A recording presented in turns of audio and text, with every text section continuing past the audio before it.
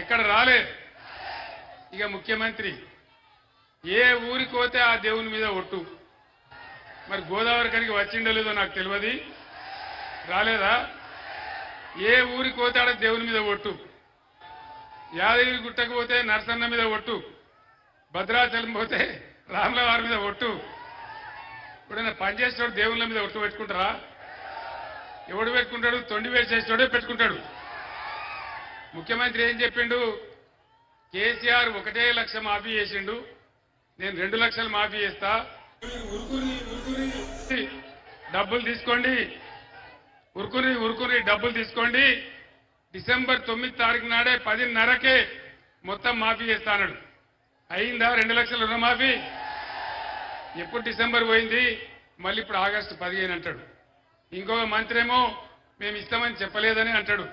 నిరుద్యోగ భృతి ఎగబెట్టినరు, అన్ని కూడా ఏ ఒక్క హామీ కూడా నెరవేర్చలేదు. మళ్ళా మాయమైపోయినటువంటి బోర్ బండ్లు మళ్ళా ఊర్లలోకి వస్తా ఉన్నాయి. చాలా భయంకరమైన పరిస్థితి.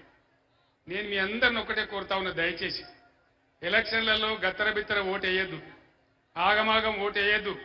ఎలక్షన్ ఎప్పుడు వచ్చినా ఆలోచన చేసి ఎవరు ఏ టైంకి ఉంటే కరెక్టో అనేది నిర్ణయించి మీరు నిర్ణయం తీసుకోవాలి.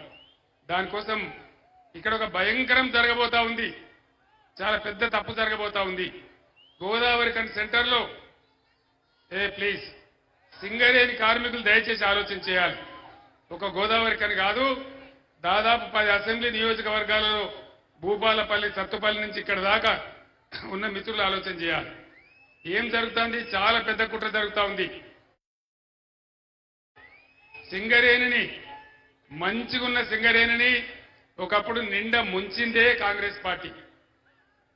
యువకులకు తెలియదు కానీ సత్యం. సెంట్రల్ గవర్నమెంట్ దగ్గర అప్పు తెచ్చి సింగరేణిని నష్టాలలో పంపించి దాన్ని మునుగొట్టిందే కాంగ్రెస్ పార్టీ. వాస్తవానికి సింగరేణి మన తెలంగాణ సొత్తు, మన ఆస్తి, 100% మనకే ఉండే. కేంద్ర ప్రభుత్వం దగ్గర అప్పు తెచ్చి సింగరేణిని నష్టాల్లో పంపించి ఆ అప్పు తిరిగి చెల్లించలేక 49% వాటాను కేంద్ర ప్రభుత్వానికి అప్పచెప్పిందే ఈ దిక్కుమాలిన కాంగ్రెస్ పార్టీ. ఇది కాంగ్రెస్ పార్టీ చరిత్ర. మళ్ళీ ఇప్పుడు ఏం జరుగుతా ఉంది? సింగరేణిలో మనం ఏం చేసినాం? సింగరేణి కార్మికులకు ఎన్ని లాభాలు తెచ్చినాం? ఇలా సిపిఐ సిపిఎం నాయకులను నేను అడుగుతా ఉన్నా, సిపిఐ సిపిఎం నాయకులను నేను అడుగుతా ఉన్నా, వాళ్ళు ధైర్యం ఉంటే రేపు జవాబు చెప్పాలి, ముఖ్యమంత్రితో చెప్పేయాలి. ఏం జరుగుతా ఉంది? మీరు ఇలా కాంగ్రెస్ జెండాలు పట్టుకొని, మీ జెండాలు పట్టుకొని తిరుగుతున్నారు, కాంగ్రెస్ కు సపోర్ట్ చేయాలని చెప్తున్నారు. నేను మిమ్మల్ని ఒకటే ప్రశ్న అడుగుతా ఉన్నా. ఆనాడు సింగరేణి నష్టాల్లో ఉన్న సింగరేణిని లాభాల్లోకి తెచ్చినాం. హైటెక్, ఇంటెక్ పేరు మీద ఉన్నటువంటి కార్మిక సంస్థలు డిపెండెంట్ ఉద్యోగాల మీద సంతకం పెట్టి అవి మునుగొట్టిందే వీళ్లు. బీఆర్ఎస్ ప్రభుత్వం వచ్చిన తర్వాత దాన్ని పునరుద్ధరించి బ్రహ్మాండంగా 19,000 మంది పిల్లలకు ఉద్యోగాలు కూడా ఇచ్చినాం. సింగరేణి సిమ్స్ అనే పేరు మీద, Singareni institute of medical sciences అనే పేరు మీద బ్రహ్మాండంగా ఇక్కడ మెడికల్ కాలేజీ పెట్టుకున్నాం.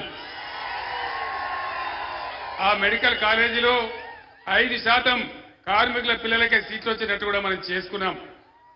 నేను ఒక మాట చెప్తా ఉన్నా, ఇది చాలా పెద్ద ప్రమాదం రాబోతా ఉంది.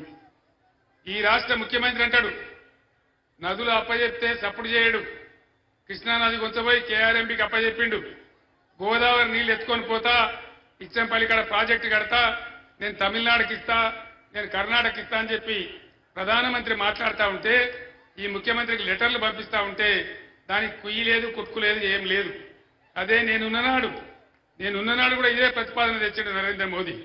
నేను చెప్పిన కేసీఆర్ బతికి ఉండంగా గోదావరి నీళ్లు తీసుకుపోతా అంటే